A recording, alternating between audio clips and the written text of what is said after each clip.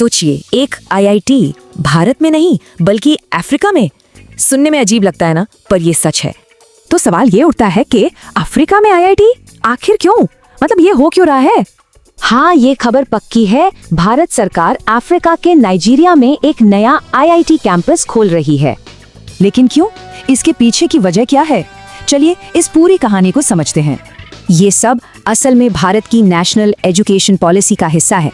मकसद है हमारे टॉप इंस्टीट्यूट्स को ग्लोबल बनाना। दिक्कत यह है कि हमारे इंस्टीट्यूशंस देश में तो बहुत फेमस हैं, पर दुनिया में उतने नहीं। मतलब देश के बाहर इनकी कोई खास पहचान ही नहीं है, और यही सबसे बड़ी चुनौती है। तो इसी प्रॉब्लम को सॉल्व करने के लिए भारत अब विदेशों में कैंपस खोल रहा है।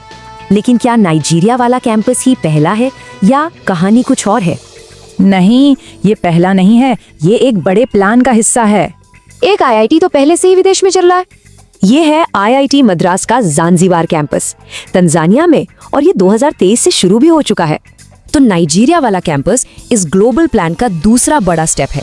अब सवाल ये है कि तंजानिया के बाद नाइजीरिया ही क्यों?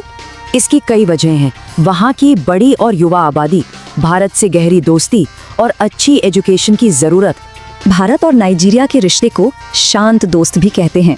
दोनों देश चुपचाप एक दूसरे की मदद करते हैं। मकसद है वहाँ की युवाओं को अच्छी शिक्षा देना, ताकि वो देश की ग्रोथ में मदद कर सकें। और सुनिए, 26 जनवरी से तो आईआईटी नाइजीरिया पर काम भी शुरू हो चुका है। मतलब प्लान अब हकीकत बन रहा है। तो अब सबसे बड़ा सवाल, तंजानिया और नाइजीरिया के बाद अगला ग्लोबल आईटी कहाँ खुलेगा?